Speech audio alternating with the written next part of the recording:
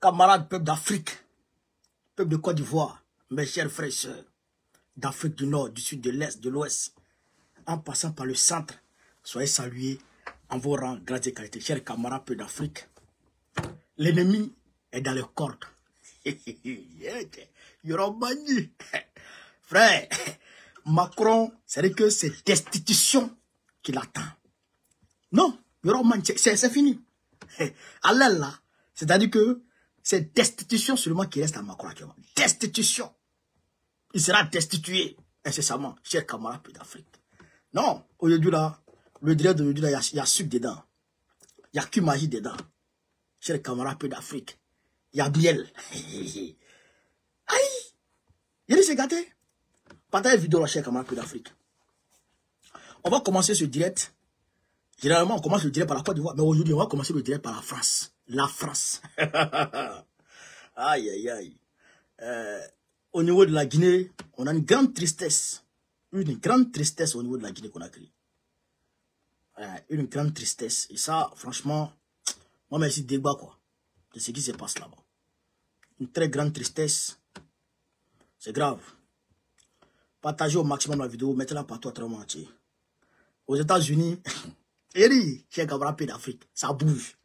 Ça bouge comme jamais. Wallah, ça bouge. Ça bouge. Trump en train d'échanger les ambassadeurs.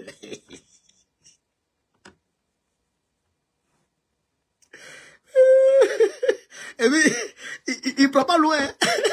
Il prend les papas de ses gendres. Les papas de ses gendres. Hein? Et puis les nomme. Aïe! Il dit, allez là.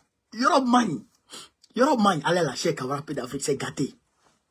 Pendant la vidéo au maximum. On va commencer par la France. Il dit Macron est dans les corps. Ils ont mis un chaos. Frère, Marine Le Pen et puis Mélenchon, depuis je suis en France, depuis qu'on commencé à m'intéresser à la vie politique française, je n'ai jamais encore vu Marine Le Pen et puis Mélenchon parler d'une même voix. C'est-à-dire que je n'ai jamais encore vu ça. Jamais de la vie. C'est aujourd'hui que j'ai vu ça. Mélenchon et puis Marine Le Pen sont main dans la main contre Macron. Ah, non, Tchabro. Ateja, chers camarades d'Afrique, je vais planter le décor. En réalité, il y a une grave crise politique qui a recommencé à secouer la France. Une grave crise politique qui secoue actuellement la France. Macron lui-même risque de tomber dedans. Camarades peuple d'Afrique. Michel Barnier, le premier ministre français, avait élaboré le budget 2025. Alors que le budget doit passer à l'Assemblée nationale pour être voté par les députés. Alors que Marine Le Pen a regardé ce budget, elle dit que ce budget ne l'arrange pas. Alors que Mélenchon avait regardé le budget, Mélenchon dit que le budget ne l'arrange pas. Mélenchon avait déjà commencé à partager les prospectus.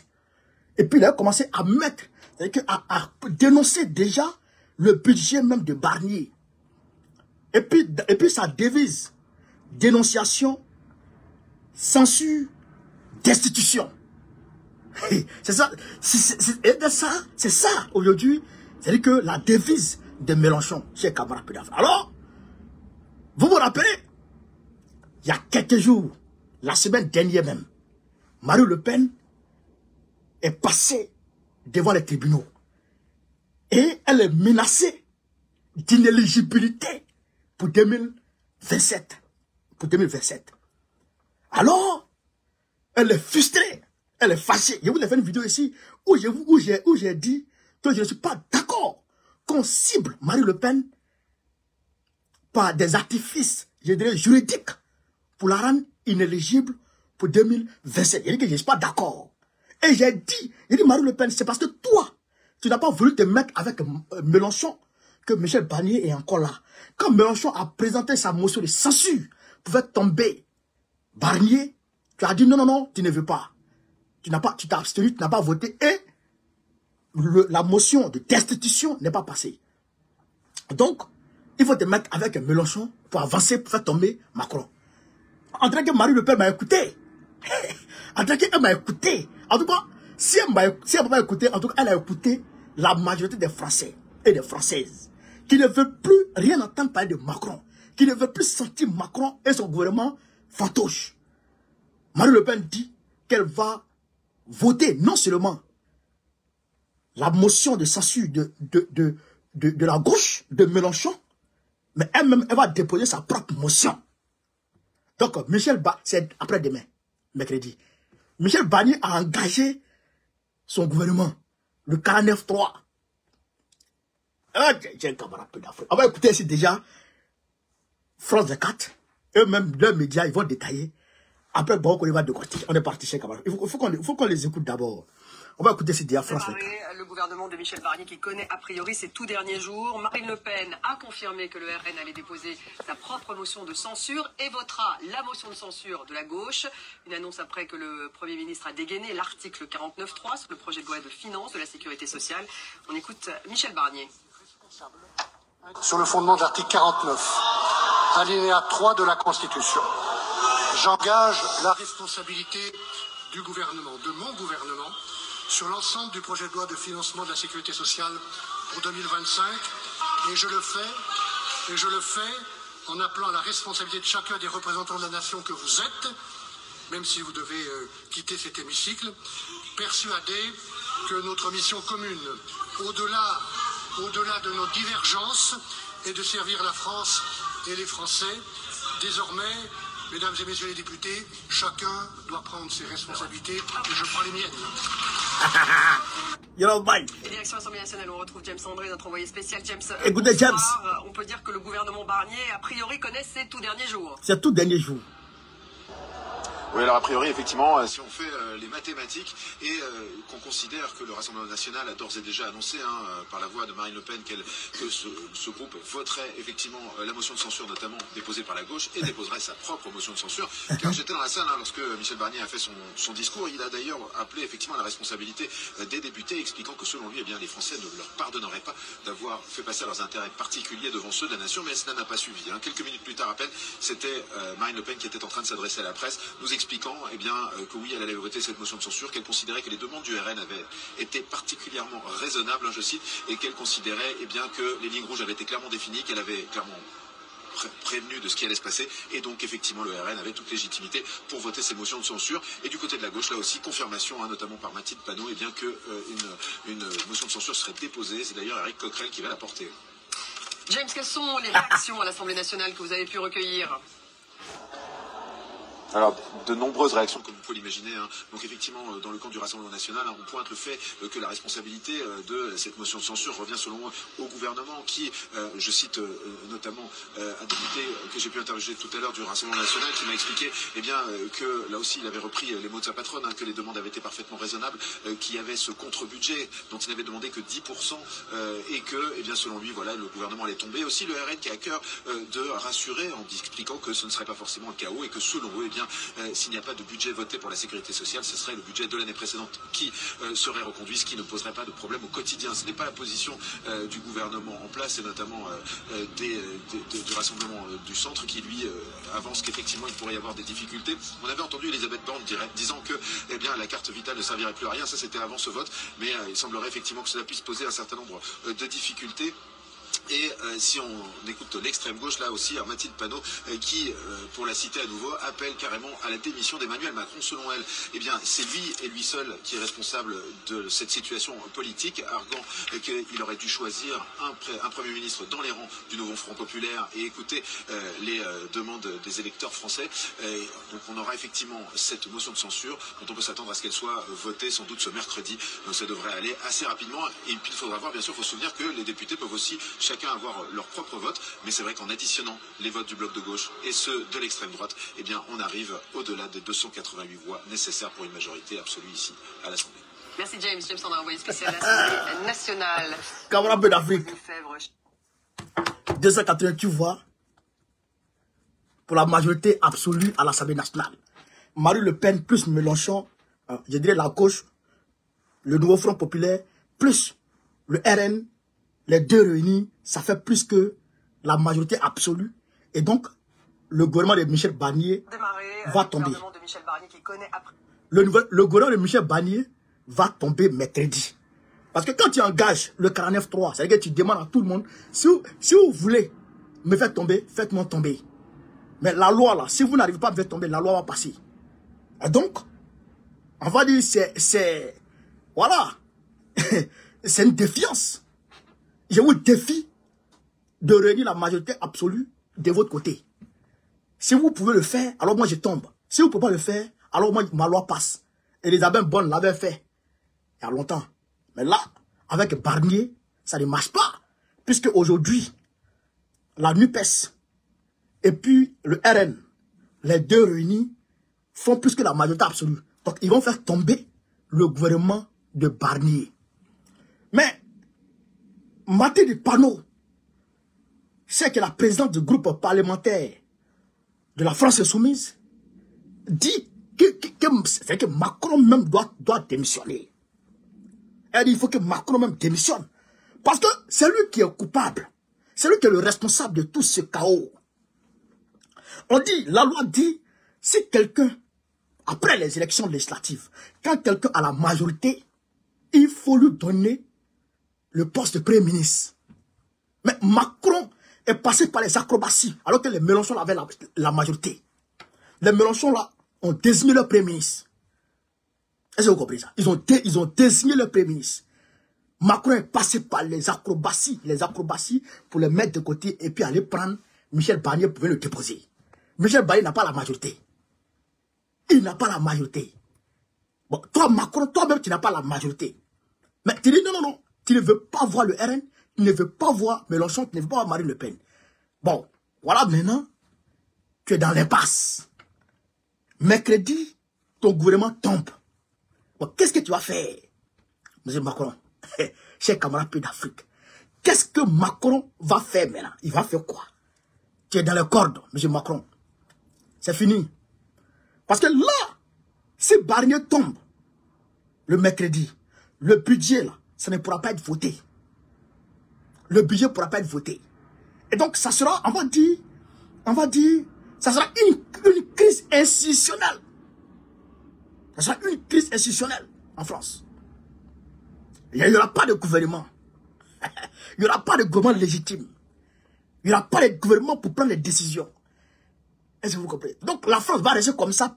La dernière fois, quand le petit là, Gabriel Attal, quand lui a démissionné, la France est restée pendant 2 mois sans Premier ministre, sans gouvernement. Bon, là, quand Barnier va démissionner, on ne sait pas dans combien de mois. Est-ce que vous comprenez? On ne sait pas dans combien de mois Macron va nommer un autre Premier ministre. Donc, c'est-à-dire que c'est de crise en crise. Un jour, les Français vont se lever pour dire Macron démissionne. Et ils vont aller le chasser. Ah, ce jour-là, on sera trop enjaillé. Ce jour-là, on sera enjaillé. C'est-à-dire que on sera content de voir que, frère, le client, notre client à tous, est tombé. De voir que notre client est tombé. Mais comment? Chers camarades pays d'Afrique, toi tu viens, tu ne regardes pas comment tes anciens ont gouverné. Toi en tant qu'un jeune, non seulement tu t'engouffres dans le sillon de la France-Afrique, mais toi-même tu veux révolutionner la France-Afrique. C'est-à-dire que lui-même il veut contrôler même les économies, y compris les hommes. Mais il veut tout contrôler, quoi. Macron. Il veut tout contrôler. Même il chasse les opposants de son pays. Il chasse les opposants. Il traque. Il traque les activistes. Il traque tout le monde. Lui-même, il devient acteur de la France. C'est-à-dire qu'avant, là, les De Gaulle, là, ils avaient les Focas. Focas n'était pas, on va dire, un acteur officiel de l'Élysée. Focas agissait de façon officieuse pour l'Élysée. Quand les Focas là partaient en mission comme ça, De Gaulle leur disait, si ça réussit, c'est bien. Mais si ça ne réussit pas, il ne pas là. Est-ce que vous comprenez? Mais Macron, lui-même Macron, il donne des ordres pour qu'on traque les activistes ici en France, pour qu'on traque les opposants. Lui, il sort dans la presse pour demander aux opposants de quitter la France. Il a chassé Soro devant tout le monde ici. Il a chassé Soro Guillaume. Il a fait arrêter Kémy Séba. Il tente de faire arrêter. Il a chassé Nathalie Yom. Il a demandé à Nathalie Yom de ne plus mettre les pieds en France. Est-ce que vous comprenez ça? Moi, il me traque. C'est-à-dire qu'il traque tout le monde. Mais, quand tu dis que Dieu dort pas. Te vois là maintenant. Dans les problèmes. Te vois là maintenant dans les problèmes, M. Macron. Ils vont mettre ton gouvernement à genoux encore. Et puis on va voir c'est quel ministre tu vas envoyer pour aller raconter des conneries en Afrique. On va voir c'est quel ministre tu vas envoyer pour aller raconter des conneries en Afrique. On dit c'est comment on appelle ça, Sébastien Lecornu. Son ministre de la défense là. Le Cornu. Bon, alors que le Cornu même, tous les Gabriel Attal que vous connaissez là, ils ne sont plus loyaux vis-à-vis de Macron. Hein? Les généraux de Damanin, tout cela. Ils ne sont plus loyaux. Eux maintenant, chacun cherche sa tête. Chacun cherche sa tête à aller là. Mais c'est pas bon. C'est pas bon pour la France. Alors, chers camarades d'Afrique, on va aller Molokai, comme je vous l'ai dit. On va aller Molokai. Trump a nommé, excusez-moi, le père de son gendre comme ambassadeur des États-Unis en France. Charles Kouchner. Excusez-moi. Hein. Charles Kouchner comme ambassadeur des États-Unis en France. C'est le père de son gendre. Celui qui a marié sa fille. C'est-à-dire qu'il est dans sa famille maintenant. Il a nommé un autre pour le Moyen-Orient. Son conseiller chargé du Moyen-Orient. Lui aussi, c'est un de ses gendres. Je crois que lui, c'est le père d'un de ses gendres encore. Le gars, il est en train de s'entourer de la famille. Il est en train de s'entourer de ses proches les plus, je dirais, les plus proches. Parce que son mandat qui va démarrer là, il y aura trop d'embûches. Donc, allez dire à Draman Ouattara et à Thiam, bien entendu, de chercher à se départir des soutiens extérieurs. Parce que l'ambassadrice des États-Unis en Côte d'Ivoire, là, elle va sauter.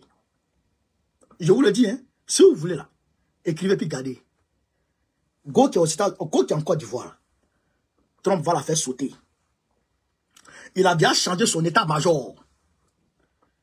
Oui, il a déjà changé son état-major. Le général qui était là en 2020, là, il a sauté ça déjà. Il a sauté déjà. Il a mis un autre proche. Un autre très proche. Est-ce que vous comprenez? Il a sauté, il a nommé un autre très proche. Vous comprenez ça? C'est-à-dire qu'aujourd'hui, Trump n'est plus dans l'amusement. Il n'est plus dans l'amusement avec quelqu'un. Vous comprenez ça? Il n'est plus dans l'amusement. C'est ça, Joe Biden a vu de très loin. Il a gracié son fils. Joe Biden. Il a gracié Hunter Biden aujourd'hui. Parce qu'il a vu que s'il s'en va de la Maison Blanche pour laisser les poursuites contre son fils, Trump va le traquer jusqu'à dans son dernier retranchement. Il va le traquer. Et son fils va nier parce qu'il y a les preuves. Donc il a gracié son fils. Joe Biden aujourd'hui. Est-ce que vous comprenez ça, chers camarades d'Afrique? Est-ce que vous comprenez? Mais au PDC RDA, chez nous en Côte d'Ivoire, il y a une crise là-bas encore aiguë qui fait rage entre Bion et comment on appelle et Thiam. Entre Bion et Thiam. Moi, c'est vrai que c'est nos partis, c'est un parti allié, c'est un parti ami. Moi, je vais être objectif. C'est vrai que Bion a déjà dit qu'il est candidat. Il a déjà déclaré sa candidature. Avant, comment on appelle ça? Avant la convention. Il a déjà annoncé sa candidature avant la convention. Bon, les gens du PDC disent que c'est de l'indiscipline et que c'est pas normal, conformément au texte du PDC RDA. D'accord. Mais, conformément à la Constitution aussi, il a le droit de s'exprimer, d'exprimer ses désirs. Est-ce que vous comprenez ça? Moi, ce que je préconise, si vous voulez prendre ou si vous ne voulez pas laisser, ce que je préconise, c'est de laisser Bion aller à la convention, candidater contre qui veut être candidat aux élections présidentielles. C'est-à-dire candidater à la présidence, je dirais à la candidature au PDCI, à la présidence de la République. Candidater pour être candidat du PDCI. Il faut le laisser aller candidater. Parce que je sens que les gens veulent l'écarter. Je sens que les gens veulent l'écarter. Et ça, c'est pas normal. Et si vous le rendez victime d'injustice, parce que lui, il va se victimiser. Il va se victimiser à coup sûr. Si vous l'empêchez de candidater, si vous l'empêchez d'aller à la convention contre qui veut y aller, eh bien, il va se victimiser. Il va trouver des mots pour dire oui, on ne veut pas qu'il soit candidat. Laissez-le aller candidater contre qui veut candidater. Contre Thiam, je dirais.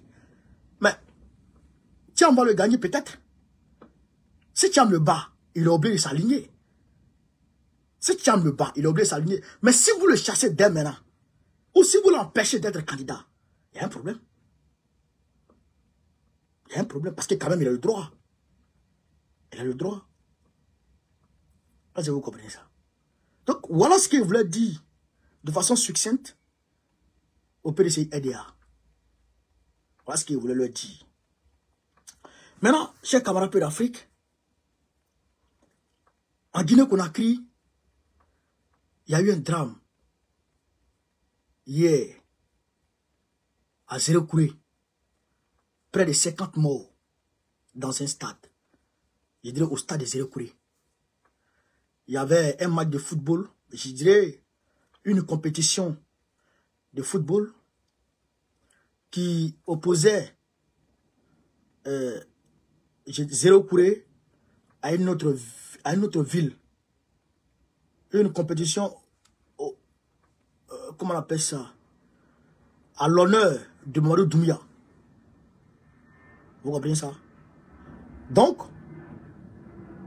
l'arbitre a sifflé penalty, je pense pour Zéro-Kouré, pour l'équipe de Zéro-Kouré ou pour une autre équipe. En tout cas, l'arbitre a sifflé penalty. Quand l'arbitre a sifflé penalty, bon, les autres là, ils n'ont pas, on dit 100 morts. Bon, les autres là, voilà, c'est un tournoi, voilà, un tournoi un tournoi à l'honneur de Mamadou Doumbia, le président. Donc, les autres là, l'autre équipe n'a pas aimé ça. Donc, ils sont descendus sur le terrain pour faire la bagarre. Et ils sont descendus sur le terrain, les autres là aussi sont descendus sur le terrain. Donc, ils ont commencé à se frapper. Près de 100 morts. À cause des ballons. À cause des ballons. Oh, tiens. 100 morts. Comment? Vraiment, je n'ai pas compris ça. Je n'ai pas compris ça.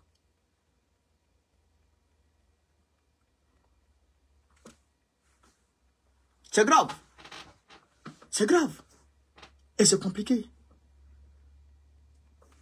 Nous demandons à Dieu d'accueillir auprès de lui nos frères et sœurs qui sont tombés.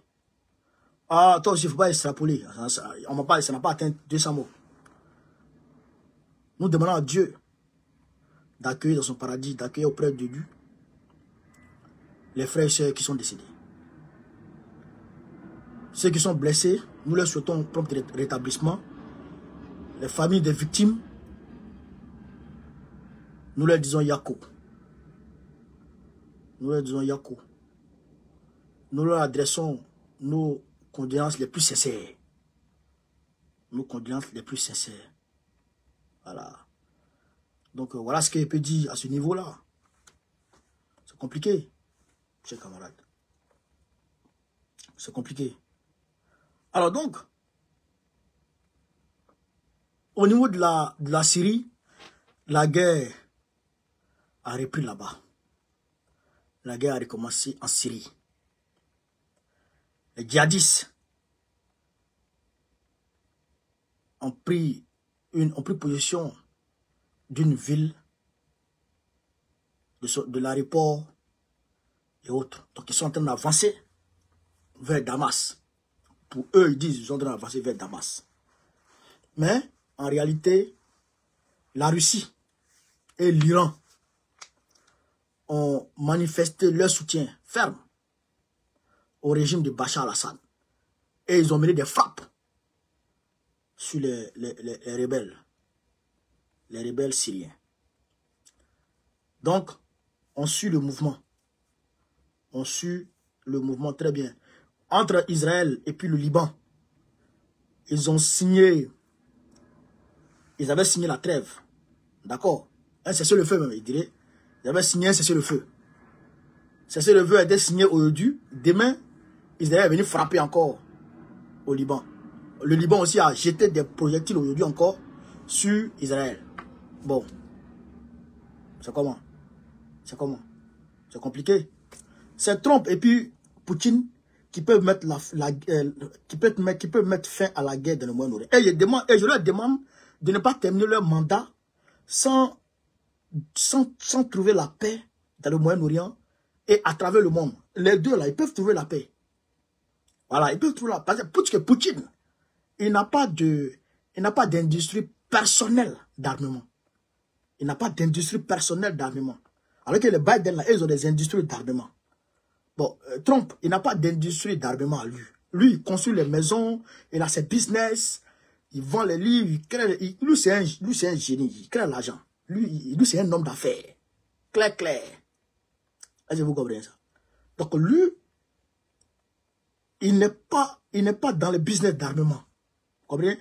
Il n'est pas obligé de vendre les armes pour avoir l'argent. Donc il n'est pas obligé de créer la guerre pour avoir l'argent. Vous comprenez ça? C'est la même chose que Poutine. Donc les deux là peuvent se mettre ensemble pour mettre fin à la guerre dans le monde. Vous comprenez ça? Les deux là peuvent faire ça. Donc on prie Dieu à ce que ils arrivent à trouver la paix pour nous dans le monde. Voilà. C'est les deux qui peuvent faire ça. Grâce à Poutine aujourd'hui, dans le Sahel, mais la paix est en train de revenir un peu. Grâce à Poutine, grâce à la Turquie, la paix est en train de revenir dans le Sahel, doucement. Hier, tu ne pouvais pas, comment on appelle ça? Tu ne pouvais pas parler dans les Kidal. Non, tu ne pouvais pas. Non, aujourd'hui, tout ça là est clean. Voilà, au Burkina Faso, ça va. Au Niger, ça commence à aller. Au Tchad même, ils ont commencé à les frapper. Donc, ça va un peu, grâce à eux. Donc, ils n'ont qu'à nous aider déjà à reconstruire la Libye, à reconstruire un état de paix en Libye, débarrasser la Libye de tous les terroristes, tous les djihadistes, reconstruire l'état libyen, et puis reconstruire l'état syrien, l'état d'Irak, et puis mettre sur pied tous ces pays-là, puis tracer, on va dire, une frontière de force entre Israël et puis la Palestine. Mettre en œuvre, mettre en pratique la solution à deux États. C'est tout. Ils vont vivre côte à côte. Celui qui commence par là, on le frappe. Et ils vont trouver la paix. Ils vont trouver la paix. Chers camarades d'Afrique, c'est ça. Si on dit, si tu fais la guerre, on va te frapper. Elle est déjà fait. Mais si on dit, le gars a commencé la guerre, oh, il faut protéger les enfants, il faut protéger les civils, il faut donner la magie aux enfants, il faut donner la magie aux civils, oh, les femmes, oh, mais ça là, ça amène le gars à faire la guerre. Ça amène le gars à faire la guerre. Le monde qui est là n'est pas sérieux. Si quelqu'un commence par là, Joe, on t'a dit s'il fait par là, on va te frapper. Il fait par là, on se lève, on va le frapper. C'est pas fini. Par là, c'est fini. Voilà. Donc, chers camarades d'Afrique, voilà un peu ce que je voulais vous dire ce soir. C'est surtout la crise politique française qui m'a fait sortir. De toute façon, on suit de très près, de très près, l'évolution des choses. Sur ce...